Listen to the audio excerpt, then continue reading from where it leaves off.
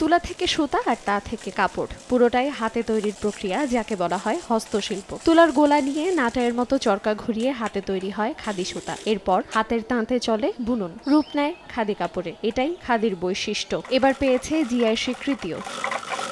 কুমিল্লার ঐতিহ্যবাহী একটি শিল্প হলো এই খাদি শিল্প। আগের চেয়ে চাহিদা বেড়েছে নতুন প্রজন্মের কাছে। তবে যে খাদিতে দেশ বিদেশে সমাদৃত কুমিল্লা, সে খাদি এখন বিলুপ্তির পথে।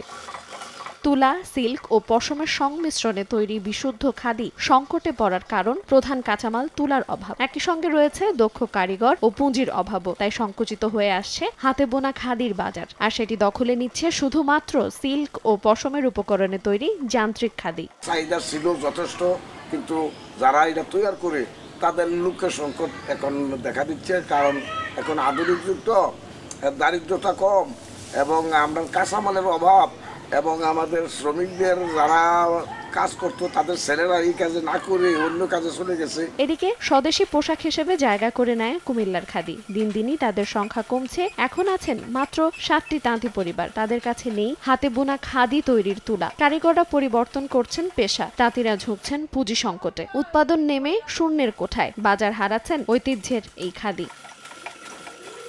আমাদের সবচেয়ে ঐতিহ্যের যে জায়গা সেটা হলো খাদি পণ্য। এই কুমিল্লার এই খাদি পণ্য যখন দেশ আমাদেরকে স্বীকৃতি দিল বহু বছর ধরে, শতাধিক বছর ধরে, সেই স্বীকৃতির সাথে আন্তর্জাতিকভাবে যে আমাদের স্বীকৃতি আসলো, জিআই স্বীকৃতি, সেটা আসলে আমাদের জন্য নতুন গর্বের নতুন মাত্রা যোগ করেছে। সেই ক্ষেত্রে আমি মনে করবো যে দেশীয় যে এই পণ্যটা যেভাবে জিআই বা আন্তর্জাতিকভাবে যেভাবে স্বীকৃতি পেল, সেই হিসেবে আমি মনে করি বাংলাদেশ সরকার এবং সকল পর্যায় থেকে এটার স্বীকৃতিকে বা এটার সমৃদ্ধিকে আরও এগিয়ে নেওয়াটা আমাদের এখন নিজস্ব একটা বিশাল দায়িত্ব হিসেবে অর্পিত হয়েছে। প্রতিটা ক্ষেত্রে, প্রতি সমতে, প্রতিনিয়তই খাদি নতুন নতুন রূপে আসতেছে এবং এটাই হলো তার বৈশিষ্ট্য। এবং এই বৈশিষ্ট্যটার কারণে খাদি আজকে এত জনপ্রিয়তা। পড়তে আরাম লাগে, ভালো লাগে, আর দামও একটু সস্তা আছে।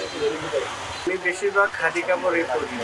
অনেকে জানতো না, আবার জানার পর আরো একটু আগ্রহ বেড়ে গেছে দেখার জন্য এবং নেওয়ার জন্য।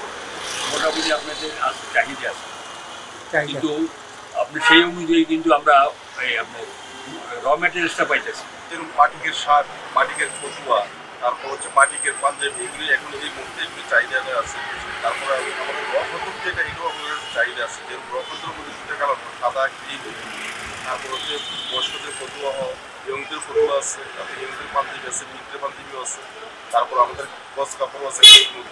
এই শিল্পকে টিকিয়ে রাখতে এই শিল্পের সাথে জড়িত সংশ্লিষ্টদের এগিয়ে আসার আহ্বান জেলা প্রশাসকের। সরকার তাদেরকে ব্যবসায় সহযোগিতা করবে, তাদেরকে পুঁজি দিবে ব্যাংক, এবং তাদেরকে প্রশাসনিক সহযোগিতা করবে। সরকার তো ব্যবসা করে। খাদি আমরা জেনেছি যে জিআই পণ্য হিসেবে স্বীকৃতি পেয়েছে এবং খাদির চাহিদাও রয়েছে। এবং এটাকে যদি দেশের ভিতরে এবং দেশের বাইরে ছড়িয়ে দিতে হয়, যারা ফ্যাশন ডিজাইনার আছেন, মডেল আছেন, তাদেরকে উদ্যোগ দিতে হবে। পজিটিভলি এটাকে প্রমোট করতে হবে দেশে বিদেশে। তাহলে মানুষের কাছে এটার যে আবেদন, এটা আরও অনেক গুণ বৃদ্ধি পাবে। এবং সরকার বা জেলা প্রশাসন, খাদি, রসমালাই এবং মৃৎশিল্প, কুমিল্লার যে এইগুলো রয়েছে, আমাদের ঐতিহ্যবাহী যে পণ্যগুলো রয়েছে, আমরা এই শিল্পের পাশে রয়েছি। একসময় কুমিল্লার চান্দিনা, দেবিদ্বার, মুরাদনগর ও বুড়িচং সহ এই অঞ্চলের হাজার হাজার তাঁতি খাদি কাপড় তৈরি ও সরবরাহের সঙ্গে জড়িত ছিলেন। কুমিল্লা নগরীর রাজগঞ্জ, মনোহরপুর ও লাকসাম রোড, রামঘাটলা এলাকায় খাদির দোকান রয়েছে 3 শতাধিক। চাহিদার সঙ্গে খাদি কাপড়, রং, ডিজাইন, বৈচিত্র্য এখনও অনন্য। সময় সংবাদ, কুমিল্লা।